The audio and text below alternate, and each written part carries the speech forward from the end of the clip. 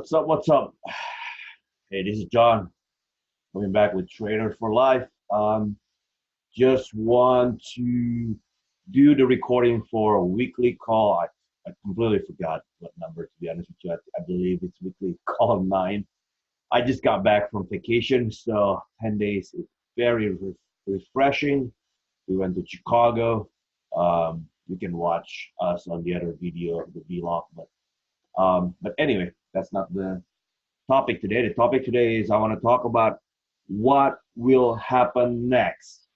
The market has been selling off well. There's a lot of major support that has been broken due to Trump tweet headline, um, trade with China, trade war with China, trade war with Mexico, trade war with Japan, trade war with Germany. There are a lot of stuff that we um, basically trying to do here as a country to protect our economy, our IP and all that stuff, right? So, but I don't want to go into the politics, but I want to cover the stock and where the stock is going next. So, um, let's start and let's digging into the chart here. All right, so in here, I know there's a lot of moving parts here, but if you look back to the weekly call 6, 7, and 8 that I publish, I basically mention that are we in overbought state? Are we starting to sell off? Are we starting to pull back? And apparently we are. It is easy to say now because we can see the chart is moving lower. But of course, when we are up here, there's nothing that you can do besides just wait and see where the market is going.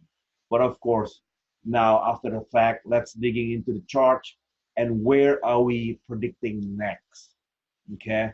Remember, I do not have a crystal ball. A disclaimer, disclaimer, disclaimer. This is not a trading or suggestion where the market will go. I think we have to take step by step, day by day, to look at the chart, look at the support, the resistance, so you can have the whole understanding rather than just go bias with your own prediction and you get stop out or you losing money or it against your position. So you have to understand the whole things. I just want to make a disclaimer. That's not what I'm trying to do, but I want to play here chart by chart, level by level, and where I think my own personal opinion that I give to my weekly group or my weekly call and also my group, the stock group, where is the prediction next, okay? And of course, if things change, I notify them by the group. I tell them basically the night before or early in the morning. So if you're interested to join the group, I'm not selling anything. You can DM me. You can reach out to me on Instagram, Rex Inc. That's my IG. It's not gonna be for everybody.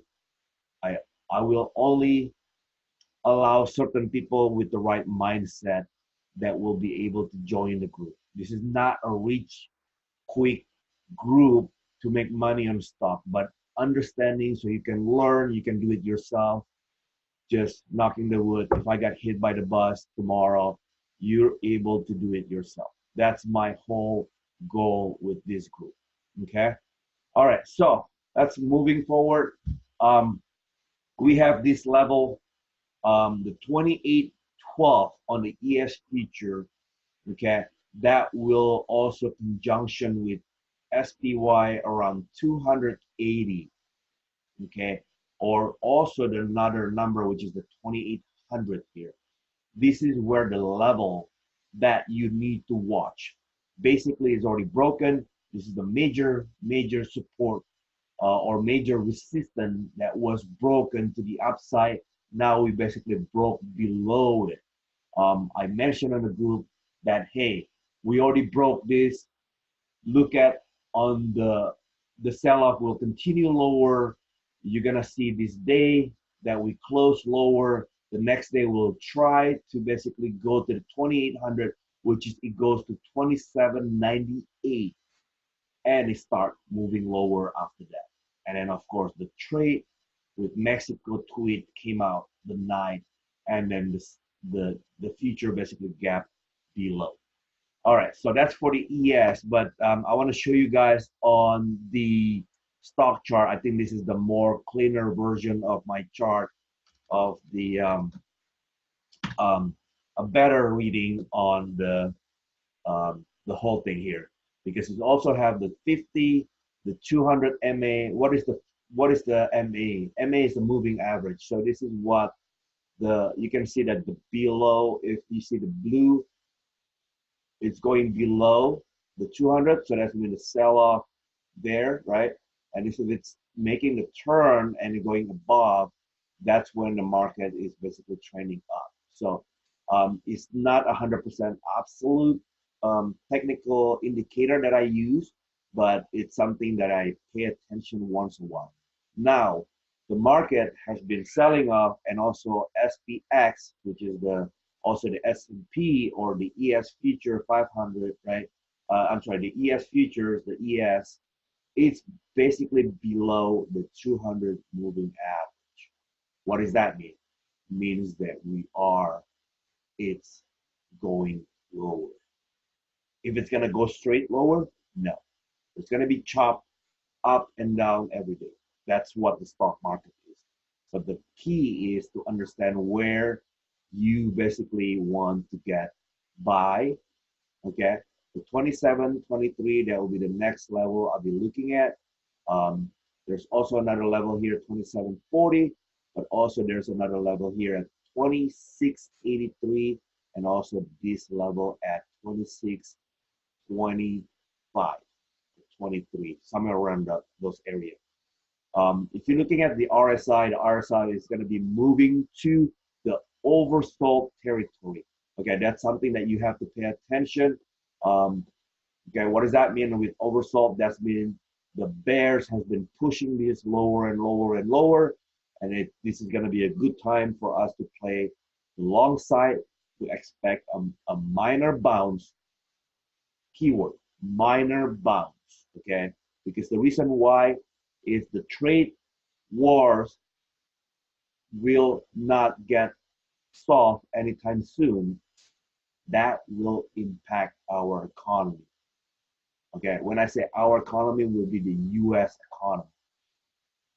I don't want to get deeper into it, but if you see, if the material and the product basically has to be made, everything has to be made in U.S., that's mean we're gonna expect much higher product costs, right? That will be produced here. That's mean we have to pay the U.S. labor, people with the skills. So that's mean you used to be buying, let's say, I don't know, maybe let's say a plywood. Okay, a plywood used to be like, I don't know, maybe 2x4 is $10. Now, if it's gonna be made in U.S. with U.S. material, that probably will cost you more with, 20 bucks. Remember, this is just an example. It's not the correct number. So you have to understand those stuff, and it's gonna affect the consumer. The consumer will pay more for the price. Okay, so that's what gonna happen. So what does that mean? So that's been the manufacturer have to find a cheaper material. They have to somehow make things efficient with their machine. Make things cheaper. But if they cannot, so that means they have to produce more higher product costs. Okay, so I hope you guys get those things, and also it will also affect the GDP, right? If things will slow down, especially in this Q2, this is the keyword. Q2 will end soon. We are in June right now, 2019. So in 30 days, okay, in 29 days, we're gonna see there's gonna be a lot of slowness coming up especially with the trade war, have not been resolved. So that will be my expectation. That will be what my opinion. It could be tomorrow. Hey, Trump will be tweeting, "Hey, we have reached an agreement with China. We have reached an agreement with Mexico, whatever." So that's the politics side. So that will be causing a bounce on the stock. Okay, but in the meantime, I am expecting this stock will go lower. Okay, and the first level will be 27.21. Second level will be 26.83 or 85, this area. Okay, that will be the first level or the second level that I'll be interested to play the minor bounce. Okay, all right, now let's look at the NASDAQ, which is the NDX here. Okay, NDX, it's also below the 200 moving average.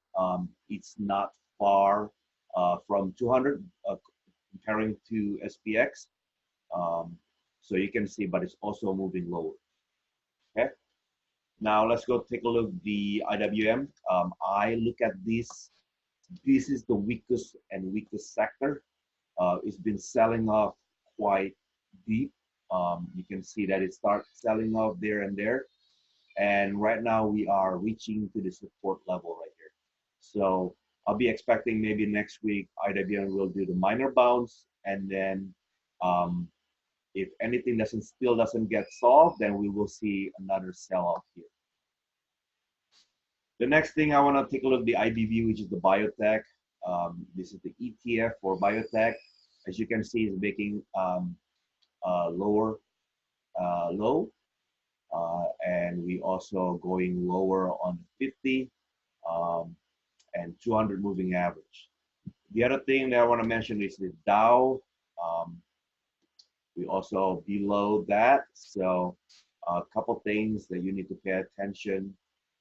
Where is the support? Where is the next resistance? Right.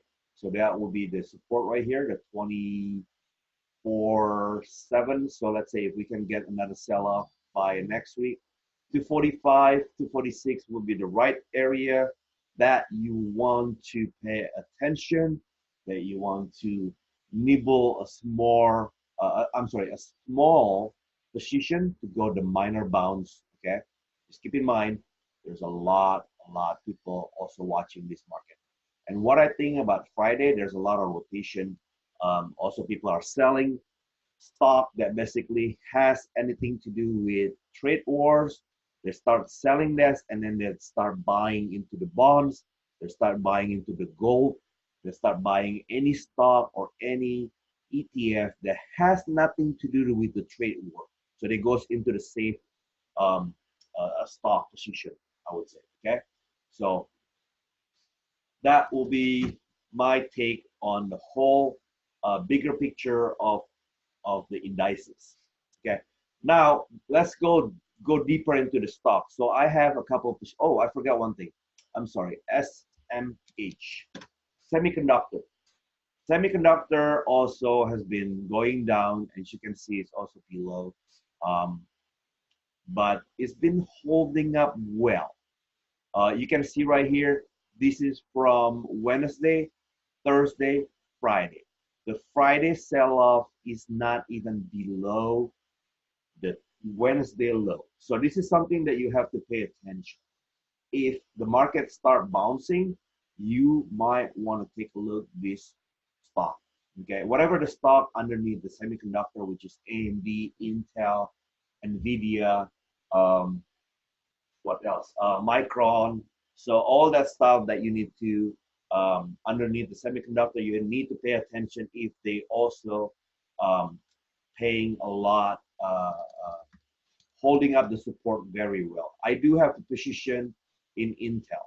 Okay, the reason I bought the Intel, you can see that from the sell-off here, earnings sell-off, we basically still just sideways, and we never crossed the low from let's say this is from December 2008, and this is also the low from May 23rd. So Right now we are basically sideways. I bought option 45 call for further away, which is January 2020. Okay. Um, so this is something that I'm gonna pay attention as well. I want to make sure that if the market continues selling off, I want to make sure it doesn't breach this low from May 23. Okay, this is one thing that I want to mention. AMD, AMD is another stock also under semiconductor. This is something that you want to pay attention. We currently right now closing very close to the 50 MA moving average. So it's still holding up the support. There's also another support here in 26.23. Okay, if it goes below that 50, the next target to go lower, which is going to be at that 24. Okay, 24.55. That will be the next support. Okay, do I want to buy AMD here? No, I do not recommend to buy AMD here. The reason why is because AMD has been going up a lot lately, even though it is doing a bullish um, bull flag is still holding up their support right there, and everything is just sideways. You can also look at here as the cup and handle, and then another cup and handle. Okay, um, I will not buy at this level, but if it breaks 30, I will buy with one condition. You have to understand the trade wars has not been resolved. If it's been resolved, and let's say Trump is making a tweet that, hey, we have reached an agreement with Japan, we have reached an agreement with Mexico, um, I will buy about 30, but I will take profit as soon as possible. Okay, my next profit, okay, will be around this area at 32 or the top right here 34, which is I do not expect it will go 52 weeks high. I'll repeat again. I do not expect AMD will go to the 52 weeks high. Okay, so the next, I would probably take the money here at the profit. If I buy at 30 with volume, I will take profit at 32 or 31. That's it. I'm out right away. Um, you can hold it for a long term. Remember, I am more a swing trader.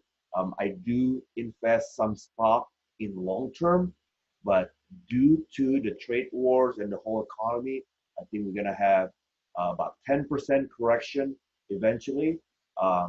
So I am expecting more downside in the stock.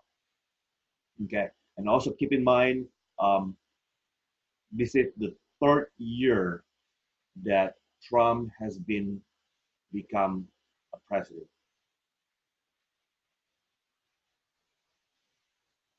Okay, uh, I apologize. It's not the third year. This is the, I forgot what it is. 2016, 2020.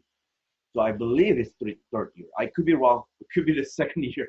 So anyway, um, I'll be expecting he probably want to get re-elected. So he has to work that deals with Mexico, Japan, China, German, right? So with the automotive and all that stuff. So he has to work the deal. Otherwise, it'll be a bust for him. Um, so that's my take. Now, the next thing that I want to talk about is Beyond Needs. Okay, BYND. Oops, I'll take that. I spoke this on the group. BYND is been moving higher and higher. This is basically a plan-based meat that went IPO back in April and has been going up, up and up. It was IPO, I believe, around 45 to $60. Let me double check that. Um, yeah, 45, and then it's going up, and then we've been just keep grinding higher. I do think this is overbought. I will expect this stock will go down back to 80, um, 85. That will be my first target. Um, and then 70, around 75 will be my second target. If the market's selling off quite a lot, I would expect it will go back to 65 pretty quick. So that will be my BYN IND take. Now the next thing that I want to cover is also take a look here. I do have a list that I mentioned. TEFA. TEFA has some problems with the drugs, opioid, I believe. It have reached the settlement. I think this stock, keep in mind, this stock is owned also by Berkshire, which is Warren Buffett, but he's in for long term. I do think this stock is oversold. It does have a potential to go back and bounce, but keep in mind there's a problem going on, and this company is not making money at the moment. Okay, this is going to be a long term play. So if it does bounce, you'll be expecting the first level will be 985. That will be the first target, and then the second target will be around 1125. Okay, and then expecting with the gap fill around 14 or 15. I would expect that will be in 2 years or more. Okay, that will be TEVA. The next thing will be NTNX. NTNX had an earning. It gapped down to 25.50. It is becoming more and more into the oversold, but I do expect it's going to keep going lower, especially with the market going lower. So I'm going to expect this stock can go lower to the $20. Then I'll be interested to take a look at this as my long position. Tesla. I'm going to point out this. Tesla has been selling off quite a lot because they couldn't deliver the number on Tesla 3 production by Q1. I think they were short, but you know, and then also they're not making money. They're not making money on this. They keep losing money, so they got punished. There's a lot of institutions that basically sell their share, so people are very bearish on this, and there's a lot also institution that our analysts that basically downgrade the stock. But overall, I don't think they will go bankrupt. That would be my take. But I think this stock also have potential to go lower more. But I do expect we are in oversold territory. So what I did is during my vacation, I did sell credit put spread here. When I reached the 185, 188, I do sell 187.5. I do take credit for $300. That's my net profit. And then the next week, which is last week, I also took another trade, $100 profit, and then also $200 profit net. So total is 600 profit while I was on vacation to Chicago. So it's pretty good, and I'm gonna continue playing this. I think this one will continue to have a bounce to 200 again, and then before it start heading lower.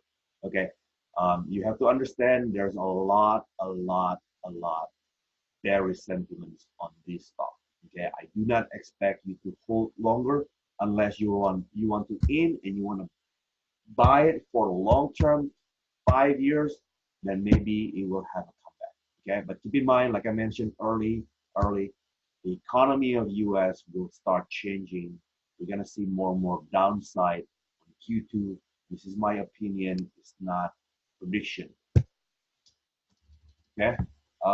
The next one will be gold.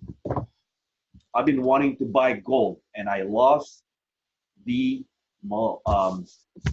the opportunity to buy long on this one. I've been watching to buy at 118 and 116, and we would never reach that low. 119.50 was the low, and after that we never make the lower than this, which is back in May 2nd.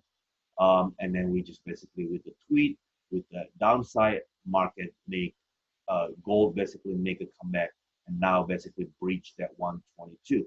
There's also a down trend line here that was breached. As you can see right there, that was the buy point right there. Okay, but keep in mind with this, it's very tough. It's very tough to um, to buy during the breakout because there's a lot of gap. There's a lot of moving part here because when the market or when the future basically starts selling off, these guys also start spiking up and then become a gap. So I am a believer that I don't want to chase, but this is has an opportunity for me to maybe sell a credit put spread here at 123 area or maybe 122. So that will be my play for next week. I want to sell in this area, maybe sell in, let's pull this so we can see how much it will tell us. So gold, let's say if we selling it in June 122, like I mentioned, okay, I'm gonna sell. Okay, so at least keep in mind the option price changed a lot. There's a lot of gap, and the number is not accurate during the market close. So you want to double check again on Monday morning, so it will give you the right number. Um, let's say with the 2 point spread is about 36 cents credit. So that's about times 10 contract, they'll be around $360. Keep in mind, this is an estimate, it's not an actual number, but you're gonna put a margin about 2 grand. 10 contracts times 2 as a spread, so that'll be a $2,000. Okay, and then you're gonna play for 3 weeks. June 21, that will be the expiration time. All right, so do I like that? Maybe, maybe not. Maybe I can wait until gold is start pulling back. Um, so if gold basically start pulling back, let's say I'm gonna draw going down this way to let's say around 122 area, then I'm gonna take that credit put spread. That will give me a better entry with a better higher credits. Could be also 50 cents or maybe 60 cents. So there'll be a number that I'm comfortable with this play. Okay. I mean, you can also take the 36 cents and then expecting to expire worthless if the gold basically um, expire worthless above 120.22 by June 21st. That will be a play. But I will update my group if I basically enter this trade, and also Tesla trade. Um, what else here? Um, or TEVA, or also NTNX will take a while, or maybe Intel. I'm gonna look at that position and see what will be the the whole trade for that. Another thing that I want to point out, there's also a downtrend line here in Tesla. Tesla basically hit the down bottom of this trend line, and I'm expecting to go up, bounce here this way to around 200 or 210. There will be a nice spot right there, and then we're going to start moving lower. Okay, keep in mind, it's all depending where the market is going. I want to show you guys another thing also back to the whole market here. Indices, basically looking at the whole market. We are, this is a monthly chart. You can see that there's a big volume on the sell-off, and the red bar is bigger also on the comparing to the green. So that's mean we are the bears basically is taking over this trend. Okay, keep in mind you can expect a bounce, but also expect there's going to be more sell-off coming in. Okay, Another thing that I want to mention, the same thing with every indices here with NQ. Same thing. You can see that it is showing as a bearish engulfing, um, and I'm expecting it's going to go lower to that 50 MA right here, which is around 69.70. All right, so I think that's it for right now. I'm not going to take so much of your time, but if you're interested to join the group, let us know. Find me on Instagram. Um, if you if you feel that you can learn a lot from stock, then hey, let's join and let's grow together. That's all I have, and have a great weekend. And hopefully you guys are making a lot of money in stock and learn also where to buy, to sell, and making a